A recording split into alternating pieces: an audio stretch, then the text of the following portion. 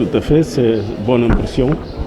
C'est la première fois que j'étais là, à l'invitation du directeur M. Faye, que nous avons déjà avoir une première rencontre à l'ambassade et suivre son invitation.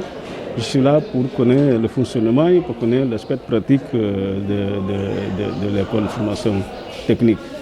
Effectivement, c'est une bonne école.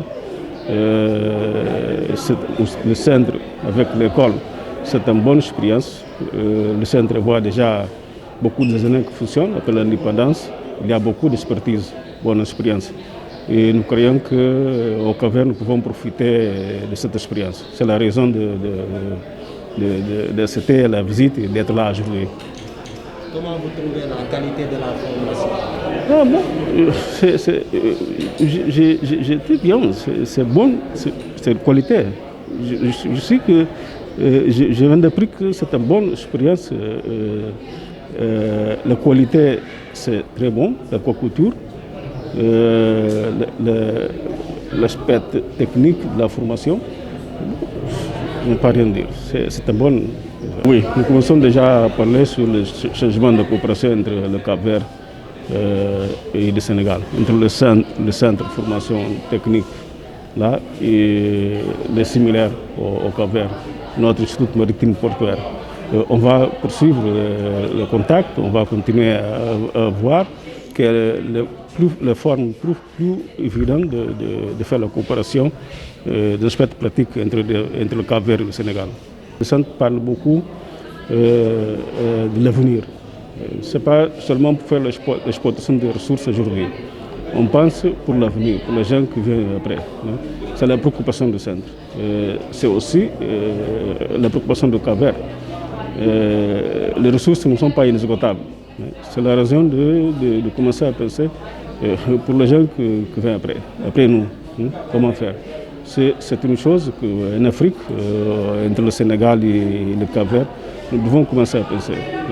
Nous commençons à exploiter les ressources maintenant, mais il y a après pour notre fille, il y a pour les gens qui viennent après, comment faire. Il faut commencer à penser dans cette chose-là.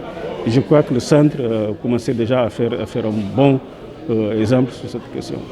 Nous avons eu beaucoup de plaisir à recevoir son Excellence, Monsieur l'ambassadeur du Cap-Vert, son Excellence qui était venu pour découvrir le CNFTPA, découvrir ce qui s'y fait en termes de formation technique professionnelle, visiter les infrastructures du centre et entamer une discussion en vue d'une coopération en matière de formation sur les aspects liés à la pêche et à l'aquaculture. Nous sommes deux pays amis qui avons une longue tradition diplomatique forte, de fraternité, de convivialité.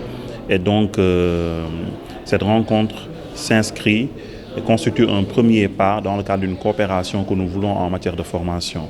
Il faut dire que le Cap-Vert est un État qui regorge de potentialités énormes en matière d'activités liées au secteur de la pêche, de l'économie maritime en général. Le Sénégal également inscrit ce secteur comme un secteur prioritaire. Donc ces deux pays qui ont une tradition amicale ne pouvaient que s'inscrire dans une approche de coopération en matière de formation.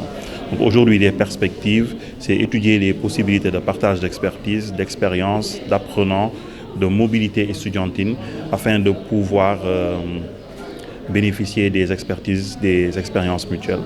L'un des premiers actes que nous allons poser, c'est à l'issue de sa visite de discuter avec les autorités capverdiennes. Naturellement, il se fera un excellent ambassadeur pour le centre pour voir quels sont les besoins mutuels qui peuvent être pris en compte dans le cadre de la coopération, dans le cadre de programmes communs que nous mettrons en œuvre. Comme je le dis encore une fois de plus, le Centre national de formation des techniciens des pêches et de l'aquaculture a une ancienneté en matière de formation.